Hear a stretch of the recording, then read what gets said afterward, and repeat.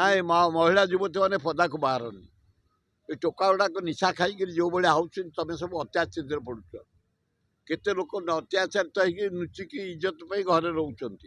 ଯୋଉଠି ମହିଳା ଉତ୍ପାତ ହେଉଛନ୍ତି ପୁଲିସ ବାଲା ତମେ ଯେମିତି ଯୁବକମାନଙ୍କୁ ବାଡ଼େଇକି ନେଉଛ ତାକୁ ତଣ୍ଟିଆ ଦେଇକି ନିଅ। ନାଇଁ ଆହୁରି ଜାଗା ଏ ଟୋକା ଗୁଡ଼ା ନଷ୍ଟ ହେଇଯାଉଛନ୍ତି। ଏ ଯେଉଁ ରେପ୍ ହେଉଛି ତାର କାରଣ ହେଉଛି ଏଇ ମଦ। କାହିଁ ଖୋଲୁଛ? କ'ଣ ପାଇଁ ଖୋଲୁଛ? ବନ୍ଦ କର ଦୋକାନ, ନୂଆ ବନ୍ଦ କର। ଯେତିକି ଅଛି ଗୋଟେ କମ୍ ଅଛି। ଆଏ ମଦ ତ ଗଳିକନ୍ଦିରେ ବିକ୍ରି ହେଉଛି, ଖେଳ ପଡ଼ିଆରେ ବିକ୍ରି ହେଉଛି, ମଶାଣିରେ ବିକ୍ରି ହେଉଛି, ପୋଖରୀ ତୁଠରେ ବିକ୍ରି ହେଉଛି, ନଈ ତୁଠରେ ବିକ୍ରି ହେଉଛି, ଗାଁ ଗୋଟା ବାରଣ୍ଡାରେ ବିକ୍ରି ହେଉଛି। ତମେ କୋଉ ରଖି ପକେଇଛ?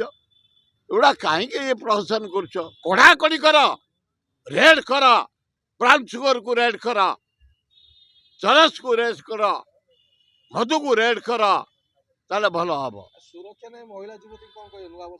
ନାଇଁ ମହିଳା ଯୁବତୀ ମାନେ ପଦାକୁ ବାହାରନି। ଏ ଟୋକା ଗୁଡ଼ାକ ନିଶା ଖାଇକିରି ଯେଉଁ ଭଳିଆ ହେଉଛନ୍ତି ତମେ ସବୁ ଅତ୍ୟାଚାରିତରେ ପଡ଼ୁଛ। କେତେ ଲୋକ ଅତ୍ୟାଚାରିତ ହେଇକି ଲୁଚିକି ଇଜ୍ଜତ ପାଇଁ ଘରେ ରହୁଛନ୍ତି। ପଦାକୁ ରାତିରେ ବାହାରନି। ଆଉ ଯଦି ବାହାରୁଛ ଗାର୍ଡିଆନ ସାଥିରେ ଯାଅ, ପରିବାର ସାଥିରେ ଯାଅ, ପ୍ରୋଟେକ୍ସନ ସାଥିରେ ଯାଅ। ଆଜିକାଲି ଯେଉଁ ଉଦ୍ଧତ ଯୁବକ, ନିଶାଖୋର ଯୁବକ, ସବୁ ଯୁବକ ନୁହଁ, 90% ବଢ଼ିଆ ଯୁବକ ଆମ ଭାରତ ମାଟିରେ, ଓଡ଼ିଶା ମାଟିରେ, ଆମ ଅଞ୍ଚଳରେ ଦେଖିବନି କେବେ ରେପ୍। ଆମ ଯୁବକମାନେ ସଜାଗ, ଆମ ଗାଁ ଗହଳି ଲୋକମାନେ ସଜାଗ। କୌଣସି ଝିଅକୁ ଯଦି କିଏ ଟଚ୍ କରି ପକେଇଲା ଅବସ୍ଥା ଶୋଚନୀୟ। ଓଡ଼ିଶାବାସୀଙ୍କ ପାଦକୁ ଜୁହାର, ସମସ୍ତେ ଜଗିଛି ସବୁ ଯୁବକମାନେ। ଆଉ ଓଡ଼ିଶାର ଯୁବତୀ କି ଭଲ, ରାତିରେ 90% ବାହାରୁନାହାନ୍ତି।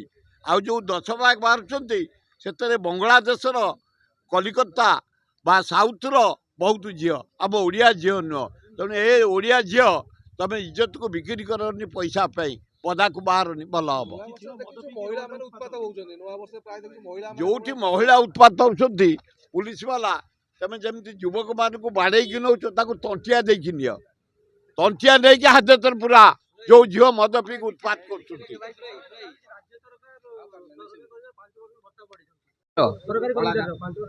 ନା ବଢିବା ଦରକାର, ତାହେଲେ ଚୋରି କମିବ। ପେଟ ଫୋଡ଼ି ଯାଉଛି, କାମ କ'ଣ କରିବେ? କର୍ମଚାରୀ ବଢ଼ିବା ଉଚିତ ଏବଂ କର୍ମଚାରୀ ମାନେ ମଧ୍ୟ ଏ ଗରିବ ଲୋକଙ୍କ ପଇସା ବଢ଼ୁଛି ତମର ପାଇବ।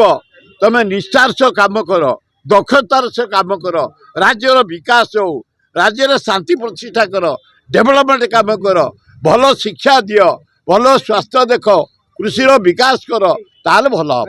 ଆଉ ଖାଲି ବର୍ଦ୍ଧିତ ଟଙ୍କା ନେଇକି ଘରକୁ ଯିବା ତାকে ନ କର।